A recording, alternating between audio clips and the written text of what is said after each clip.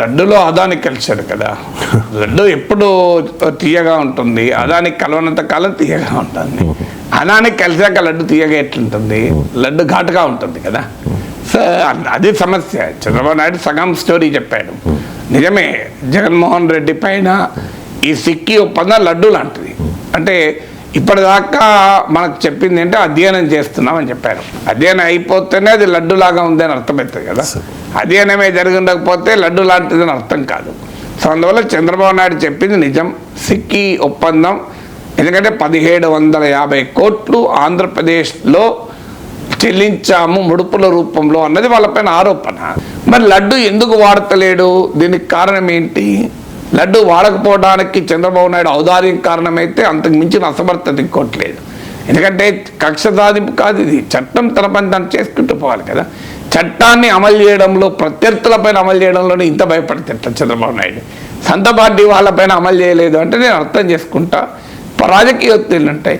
ప్రత్యర్థి పార్టీ తన ప్రధాన శత్రువు పైనే ఆ చట్టాన్ని ప్రయోగించాలని అవకాశం వస్తే ఊరుకుంటున్నాడంటే దాన్ని ఏమనాలి? దాంట్లో ఏమన్నా క్విట్ ప్రోకో ఉందా అని జనం రేపు అనుకోరా? అంటే చంద్రబాబు నాయుడు మీద జగన్ ఏమన్నాడు, జగన్ పైన చంద్రబాబు నాయుడు ఏమన్నాడు, మనల్ని పిచ్చోళ్ళని చెప్తారు అంతే వీళ్ళు. అల్టిమేట్గా ఏం కాదు, చంద్రబాబు నాయుడు పైన కేసులన్నీ రాజశేఖర రెడ్డి ఉపసంహరించుకోలేదా? జగన్మోహన్ రెడ్డి పైన ఉన్న ఏ కేసు 2014-19 కాలంలో ముందుకు పోయిందో చెప్పండి. సో ఇప్పుడు మళ్ళీ జగన్మోహన్ రెడ్డి మీద కేసులు ఏం చేస్తున్నా ఏమీ జరగవు, ఎవరిపైన ఏమీ జరగవు. జగన్ పైనే కాదు, పేర్ని నాని పైన ఏమీ జరగవు, ఇంకోరి పైన ఏమీ జరగవు, ఎవరిపైన ఎక్కడ ఏమీ జరగవు. ఇదంతా మనం మాట్లాడుకోవడానికి కాలక్షేపం. దారంపూడి మీద ఏం జరగవు, ఎవరి మీద ఏం జరగవు. అదానీని ముట్టుకునే ధైర్యం చంద్రబాబు నాయుడుకు ఉందా? ఉంటే మోడీ ఊరుకుంటాడా? ఈ ప్రశ్నలన్నీ ప్రజల్లో రావా? అందువల్ల మీకు లడ్డు తీయగానే ఉంది, కానీ అదానీ కలిసే వరకు అది ఘాట్ అయిపోయింది, అది నోట్లో పెట్టుకోలేకపోతున్నారు.